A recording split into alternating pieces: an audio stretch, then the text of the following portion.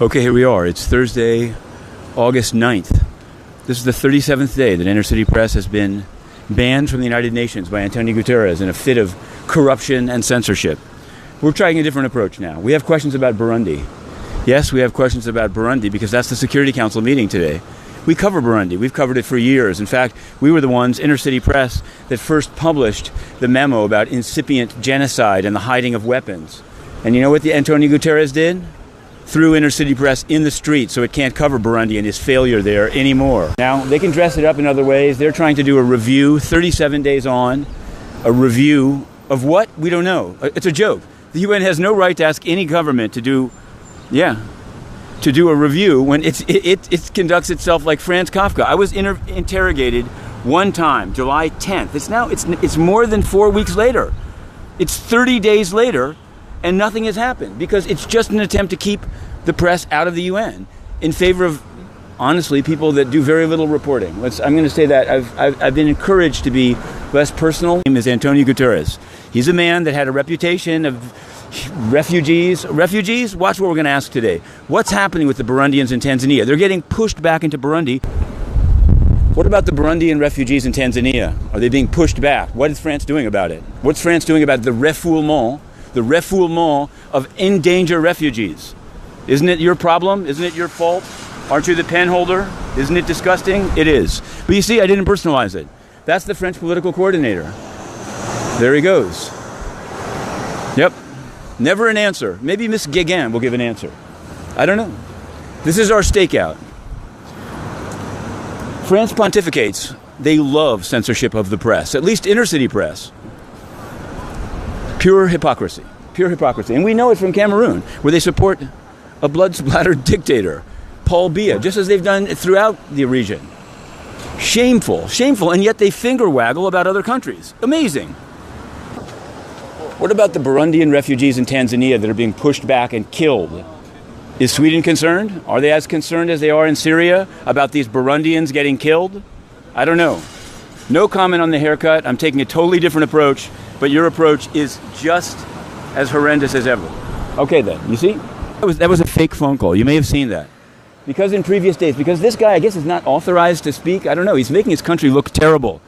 We CC'd Margot Wallström and we're going to do it again. Something is wrong with a Swedish diplomat who cannot answer a question about refugees. Here we go. Here's the U.S. guy. What should we ask him? I think we'll go with that one. The Burundian refugees in Tanzania, is the U.S. concerned? They're being pushed back from Tanzania into Burundi, which is unsafe. Is the U.S. at all concerned about the Burundian refugees being pushed back from Tanzania? Apparently not. Seems not. Okay. Duly noted. Duly noted. You see? No invective.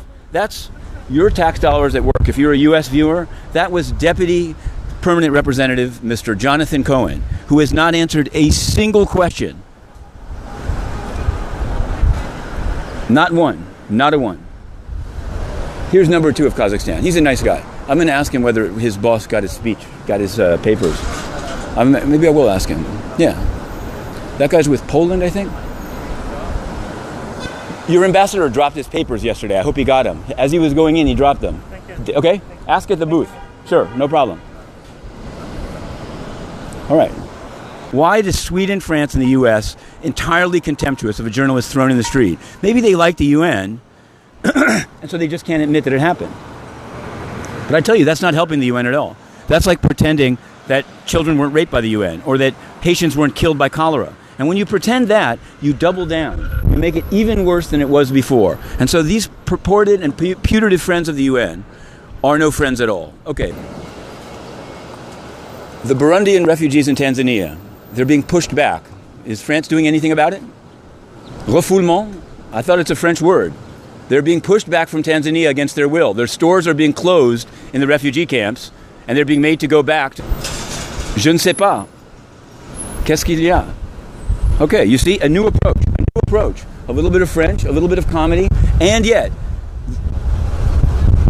the group of shame has now expanded. Well, no, France is a double. We had the political coordinator, and now we had the chargé d'affaires, deputy permanent representative, Anne Gueguen. These true believers in the UN think it's better to send a group of rapists to CAR than to have the CARs be on their own. I disagree. I think first do no harm. I think if you send rapists to a country, you're responsible. You break it, you fix it. Colin Powell said at one time. But that's not what they believe. Oh. We're going to end as we began, with a stand-up. Here, you've seen 4 countries be contemptuous of both freedom of the press and the plight of Burundian refugees in Tanzania. These countries are France, the US, Sweden. You've seen the Burundian ambassador. And so, on that note, we're turning around. I'm going to ask him. Ambassador, yesterday I was calling you because you dropped your papers. I hope you got them. Really? Maybe ask it. You got them? Okay, good. Perfect. We're working on it. J37, if you can, I will...